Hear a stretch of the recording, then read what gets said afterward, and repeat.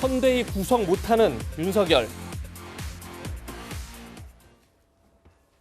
윤석열 후보가 국민의힘 대선 후보로 선출된 지 일주일이 지났습니다. 그런데 국민의힘은 선대위 구성을 여전히 하지 못한 채 진통을 겪고 있는데요. 총괄 선대위원장으로 유력하게 거론되고 있는 김종인 전 비상대책위원장은 허수아비 노릇을 하지 않겠다. 이렇게 윤석열 후보에게 최후 통첩을 했습니다. 그 목소리 직접 들어보시죠. 새로운 정치를 하겠다는 사람이 과거 정치인들에게 둘러싸여 가지고서 있을 것 같으면은 우리를 할 수밖에 없는 거죠. 사람에 너무나 집착하다 볼 것 같으면 성공을 못 해요. 예를 들어서 대표적인 게 박근혜 대통령의 뭐 문고리 3인방. 윤 후보 주변에도 좀 문고리 3인방처럼 좀 후보 눈을 흐리는 좀 그런 사람들도 덜어 보이시는가 보군요. 지금 고개를 끄덕끄덕 하셨는데 내가 무슨 허수아비 노릇은 할 수 없잖아. 일을 할 수 있는 여건이 되느냐 안 되느냐를 갖다 물어보는 거지. 그 정권은 건 별개 사항이라고. 박근혜 정부 당시 문고리 3인방까지 언급하면서 허수아비 노릇을 하지 않겠다 이렇게 말했는데요. 최진봉 교수님, 네. 그렇다고 전권을 달라는 건 아니다 이렇게 얘기했지만 듣기에 따라서는 사실상 전권을 달라 이런 요구 같기도 하고요. 그렇게 들려요. 뭐 정권이라는 얘기가 모든 걸 본인이 하겠다는 건 아니지만 중요한 역할, 중요한 결정을 본인이 하도록 해달라고 저는 들리거든요. 두 가지 예. 단어가 저는 눈에 띄어요. 허수아비.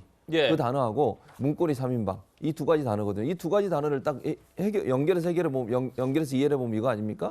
아니 지금 현재 내가 가서 그럼 아무 일도 안 하고 거기 다 짜놓은 판에 가서 내가 일하라는 거냐, 못 하겠다는 거고요. 문고리 3인방 뭡니까? 경선 과정에서 캠프에 있었던 사람 중에 중진들을 저는 얘기한다고 봐요. 윤석열 누구라고? 캠프의 중진 핵심들. 그렇죠. 그러니까 그 경선 과정에 캠프에 중요한 역할을 했던 사람들. 이분들을 계속 두고는 선대위가 구성되는 것은 국민적 신뢰를 얻을 수 없다고 김종인 위원장이 얘기하는 거라고 저는 보거든요. 결국 종합해서 말씀드리면 김종인 전 비대위원장은 본인이 선대위원장을 맡게 되면 본인이 인선의 일정 부분 영향력을 행사할 수 있어야 된다. 그리고 경선에서 함께했던 사람들이 이선 후퇴하는 게 맞다라고 하는 두 가지 말로 요약할 수 있다고 봐요. 저는 김종인 전 비대위원장이 말이 맞다고 봅니다. 윤석열 캠프가 만약 이제 윤석열 후보가 대선에 좀 더 많은 사람들, 특히 중도층의 어떤 그 지지를 얻어내려면 그런 부분에는 변화가 필요하다고 생각해요. 경선에 하신 분들 열심히 하셨고 제가 볼 때는 그분들도 윤석열 후보가 당선되길 바라는 분 아니겠어요? 예. 그러면 좀 그 대의적 관점에서 본인들의 거취를 결정하는 것도 저는 필요하지 않겠나 이런 생각이 듭니다. 네. 이준석 국민의힘 대표는 김종인 전 위원장의 의중을 직접 번역하기도 했는데요. 그 목소리도 들어보시겠습니다. 김종인 위원장 번역을 해드리면요. 네. 전권이나 이런 건 중요하지 않다. 그런데 나만 이제 총괄위원장 하는 거다. 일각에서 네. 뭐 이제 김병준 위원장이 예. 뭐 이렇게 이야기하잖아요. 그렇게 했을 땐 김종인 위원장이 안 할 거거든요. 그거 우리 당 사람은 누구나 알고 있습니다. 네, 그래서 네. 애초에 성립하지 않는 이야기고 그냥 것이고. 그 자리는 나 네. 하나만 간다. 그렇죠. 네.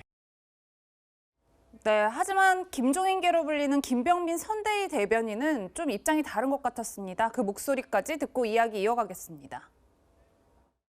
앞으로 대통령 선거까지 누군가를 배제시키는 뺄셈의 정치가 아니라 통합 덧셈의 정치를 하려고 노력을 할 것이고 윤석열 후보와 함께 이번 대통령 후보로 선출되기까지 굳건하게 역할을 했던 또 많은 사람들이 있는데 그분들의 힘도 함께 보태면서 이 일이 충분히 조정될 수 있을 거라고 생각을 합니다. 네, 위원님. 네네. 일단 국민의힘이 선대위 구성을 놓고 딜레마에 빠졌다. 저희가 이렇게 평가할 수 있을까요? 이제 과거 선거를 보면은 이제 2017년부터는 이제 5월에 했지만 그 전에는 계속 12월에 하지 않았습니까? 그때는 그 선대위가 대체로 한 10월 달에 그 꾸려졌어요. 그러니까 지금 5월이면은 3월 선거면은 내년 1월쯤에 뭐 선대위 해도 그렇게 늦은 게 아닙니다. 그러니까 좀 시간을 갖고 의견을 잘 조정하면서 가면 될 것 같고 이제 캠프가 지금 선대위가 이제 가장 큰 문제인데 지금 역시 코로나 때문에 언택트 선거기 때문에 공중전이 중요하고 그러기 때문에 선대위나 캠프가 굉장히 중요하긴 합니다. 예. 그렇지만 대선은 굉장히 큰 게임이고 굉장히 많은 사람들의 노력이 필요한 그 선거입니다. 그렇기 때문에 당 조직, 그다음에 당이 아니더라도 어떤 진영의 뭐 민간 조직 이런 게 다 같이 가야 되기 때문에 사실 선대위 구성 자체만 갖고 그렇게 싸울 필요는 없다고 보고 네. 그렇지만 계속 이렇게 이제 싸우게 되면은 우리 국민들이 보기에 아니 저 집안은 또 이제 그 대통령 될 것 같으니까 또 권력 갖고 싸우는구만 이렇게 되면 굉장히 그 지지율 떨어질 가능성이 굉장히 크지 않습니까? 네. 지금 이제 그 화면에도 나오지만 이제 문제의 핵심은 이제 김종인 그 전 비대위원장을 어떻게 그 예우하느냐가 문제인데 예. 이 문제의 본질은 선대위에서 총괄본부장을 혼자 김종인 그 위원장이 하느냐의 문제는 아닌 것 같습니다. 보다 본질적인 문제는 예. 만약에 윤석열 그 후보가 당선이 돼서 차기 대통령이 되면 그 윤석열 정부에서 김종인 위원장이 어떤 역할을 하냐 이게 아마 더 중요할 거예요. 근데 그 본질적인 부분에 대해서 윤석열, 김종인 두 분 간에 아마 아직은 합의가 없을 겁니다. 그렇기 때문에 이게 선대위 구성으로 대신 대리전을 하는 양상이 있는 것 같은데 머지않은 시일 내에 그 합의해서 정리가 될 걸로 보이고 그렇게 해야 되겠죠. 네. 그런데 조금 전에 들으신 것처럼 이준석 대표가 김종인 전 위원장의 말을 번역할 정도로 같이 결을 맞추면서 윤석열 후보가 각을 세우자 당 게시판에서는 이준석 대표를 끌어내리자 이런 일부 당원들의 요구가 빗발치고 있다고 합니다. 당원 소환제까지 거론되고 있는 건데요. 이런 내용입니다. 임기 시작 6개월이 넘은 대표나 선출직 최고위원은 당원 당규를 위반하거나 해당 행위를 했을 경우에 전체 책임 당원 20% 이상의 서명으로 당원 소환을 청구할 수 있다고 합니다. 그렇게 되면 전체 책임 당원의 3분의 1 이상의 투표를 하고 유효 투표의 과반수 찬성으로 당원 소환이 확정된다는 겁니다.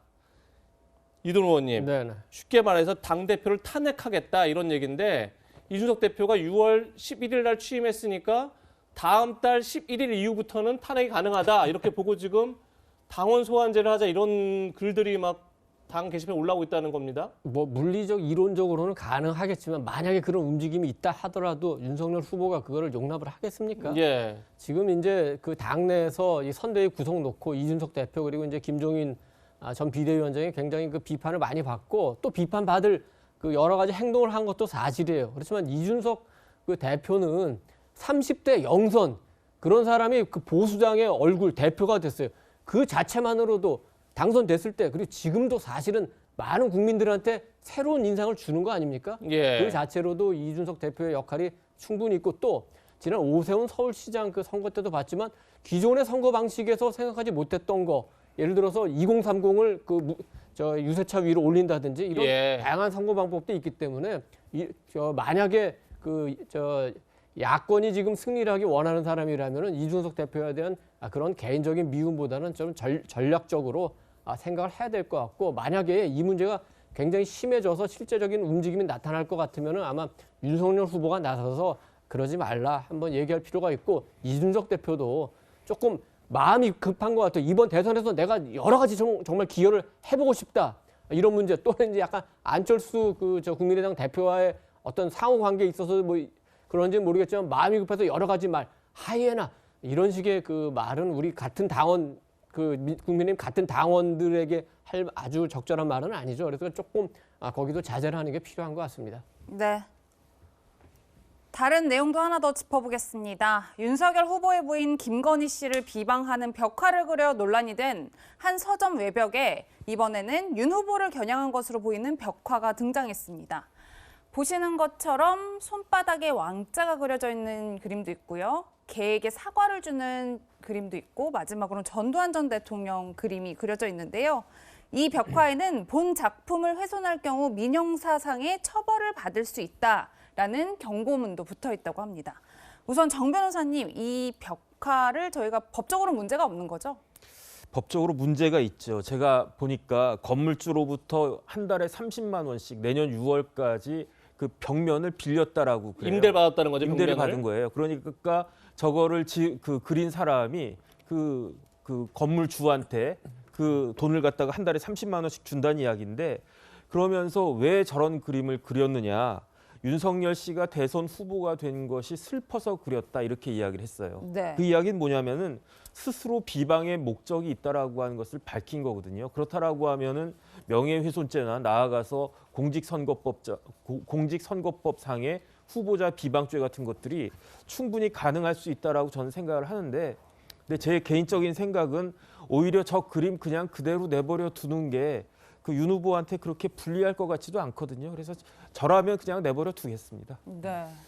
최지문 교수님, 예. 지난번에도 김건희 씨를 비방하는 벽화 그렸을 때 윤석열 후보 쪽을 지지하는 분들과 그렇지 않은 분들 굉장히 충돌했잖아요.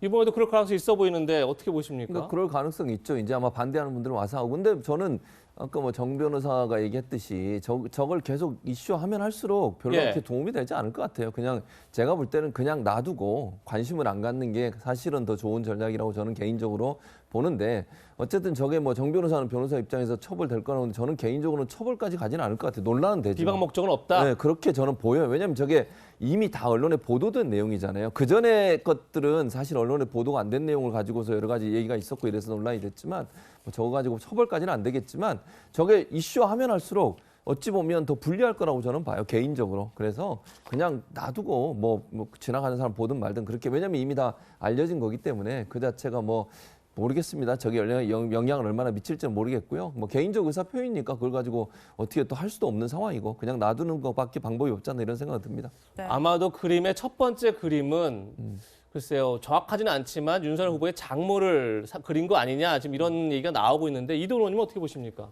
저 정도 풍자나 비판도 못하면 뭐 우리나라 자유민주주의 국가라고 할 수 있겠습니까?